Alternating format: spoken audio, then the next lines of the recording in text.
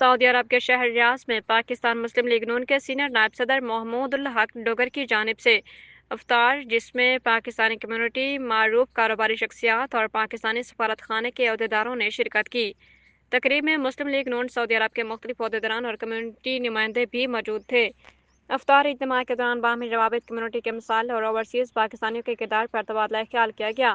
اس موقع پر مسلم لیگ نون سعودی عرب کے سینئر نائب صدر محمود الحق ڈوگر نے ماہ رمضان کی اہمیت پر گفتگو کرتے ہوئے پاکستان اور افغانستان کی موجودہ صورتحال پر اپنے اپنے خیالات کا اظہار کیا اور خطے میں امن و استحکام کی ضرورت پر زور دیا۔ تقریب سے خطاب کرتے ہوئے مسلم لیگ نون ریاض کے صدر عدنان بٹ نے افطار اجتماع کی اہمیت، پاکستان اور افغانستان کے تعلقات اور مسئلہ کشمیر کے حوالے سے پارٹی موقف بیان کیا۔ انہوں نے کہا کہ رمضان المبارک بھائی چارے، اتحاد اور صبر و برداشت کا پیغام دیتا ہے، جسے اپنانا وقت کی اہم ضرورت ہے۔ تقریب کے اختتام پر پاکستان کی سلامتی، امت مسلمہ کے اتحاد، کشمیر کے عوام اور عالمی امن کے لیے خصوصی دعائیں کی گئیں، جبکہ شرکا نے ایسے اجتماعات کو کمیونٹی کے اتحاد کے لیے مثبت قدم قرار دیا۔ بسم اللہ الرحمن الرحیم۔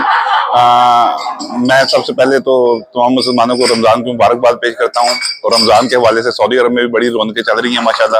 سحری اور افطار کے معاملات چلتے رہتے ہیں۔ کل بھی ایک ہماری پر رونق محفل تھی نعت کے حوالے سے، اور آج ماشاءاللہ ڈوگر صاحب نے بڑی اچھی یہاں پہ ایک افطاری دی ہوئی تھی۔ ہمارے کمیونٹی کے بڑے اچھے رکن مسلم لیگ کے وہ پریزیڈنٹ وائس پریزیڈنٹ، تو ماشاءاللہ کافی سارے لوگ آئے ہوئے تھے، سفارتکار بھی آئے ہوئے تھے، اور بہت سارے کمیونٹی کے لوگ تھے، اور ماشاءاللہ بڑا اچھا معاملہ رہا۔